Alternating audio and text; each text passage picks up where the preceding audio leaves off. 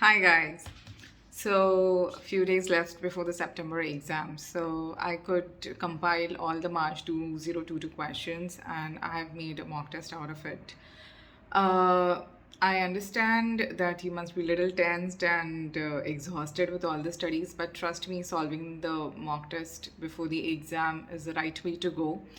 So today's video is me showing you sample of one question of a question which was asked in my exam and how I've incorporated that in the mock test and how the other questions would be as in the pattern of the mock test. And I will be releasing this mock test on 10th of September.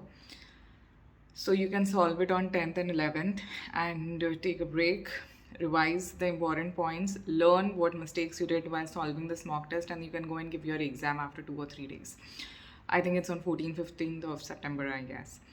So I have opened the registrations for all the candidates enrolled with me or not enrolled with me till 6th of September because I need to keep my day a little less busy on 10th and 11th when you people will be solving because I'll have to correct the answers and send it back to you as soon as possible. So I would like to have a limited number of candidates only. So email me if you would like to enroll. I'll send out the details. So let's just start with how a question would look like. Okay. So I'm turning my laptop. So, example, there is a question like this, okay? Mr. George, a 57-year-old gentleman, complains of pain in the left lower area. He can't bite on tooth number 37, which is the second molar. No sensitivity to hot food and liquids. Here, the key word is no sensitivity. The tooth has a coronal filling, so it's previously filled.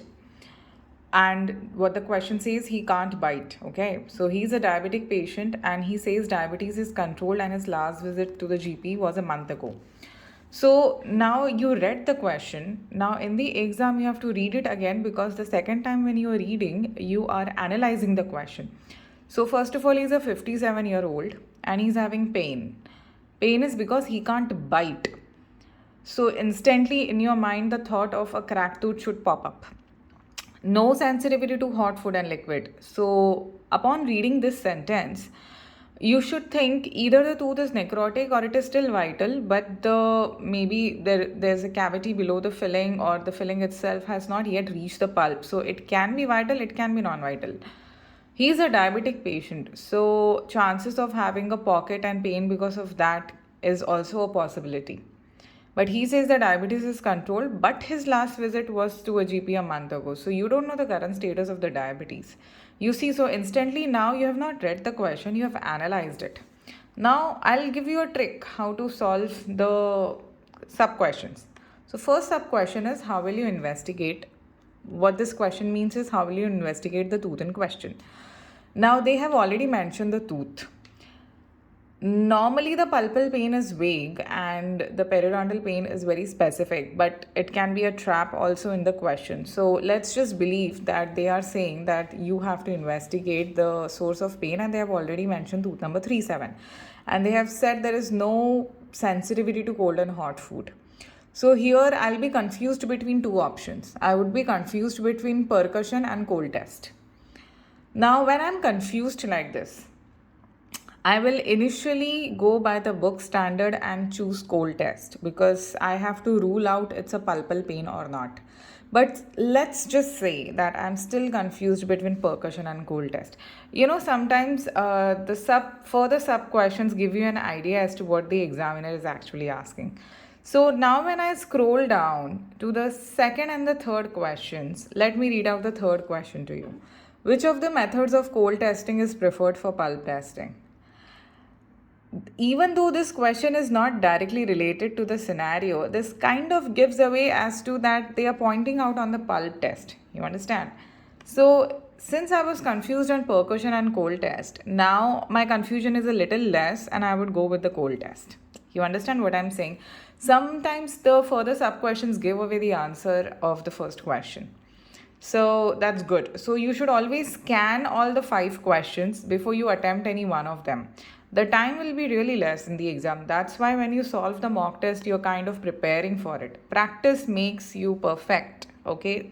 So don't give the exam without practicing any mock test. So now we finished our first up question. We'll mark it as cold test. Now we go why it is important to use control teeth during the clinical test.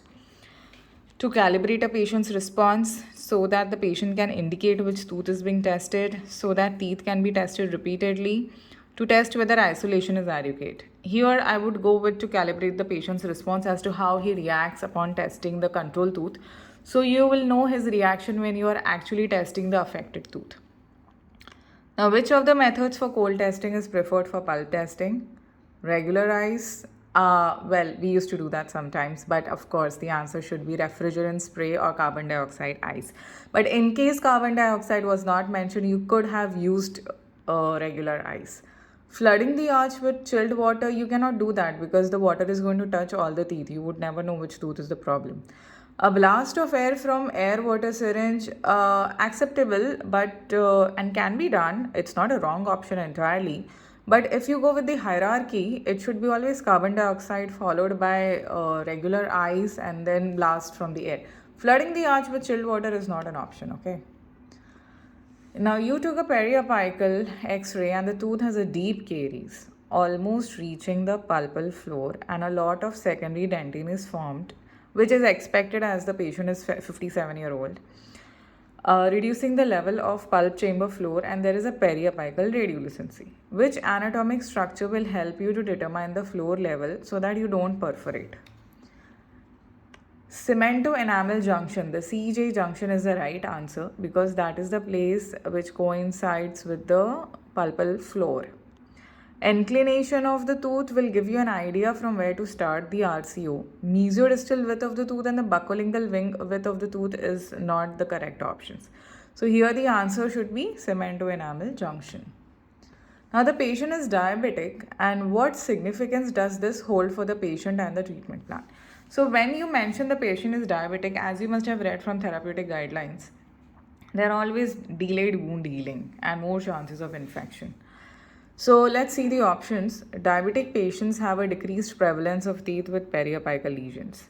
That's not true. The longitudinal treatment outcome is improved in diabetic patients. May not be necessary a correct answer. Residual lesions 2 to 4 years after treatment correlate significantly with the degree of glycemia. It's not entirely incorrect. It can be right, but our treatment plan for this tooth is not necessarily related to this option, because the fourth option, diabetic patients are significantly more likely to have flare-ups, is present. So if option D was not present, I would have gone with option C. So you see, in the same question, it's not necessarily all the options will be wrong. Some may be partially correct, but you have to choose the option which is more correct. So I hope now the way I have just solved this question and analyzed in front of you, this is how you're supposed to approach the exam.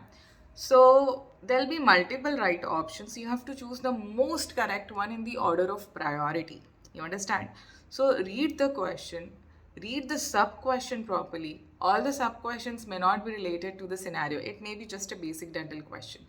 So like this, 280 questions are there, and I'll be releasing this, and after September 2022, once the exam is done and the next batch of candidates would start appearing for March 2023, I'll be including this mock test by default for them also. So they'll be having like 8 mock tests along with all the study materials and the study plan that I have designed. So number of enrolled candidates are increasing. So I have a limited capacity because I give personal attention to each one of them. So email me, because till September 2022 I have kept a very minimum cost for the course. After the exam, for the next batch of March 2023 candidates, the cost would be a bit higher because I'll have to devote more time as more number of candidates are there. And I really like to answer each candidate's doubt on the same day itself so that you're not kept in waiting.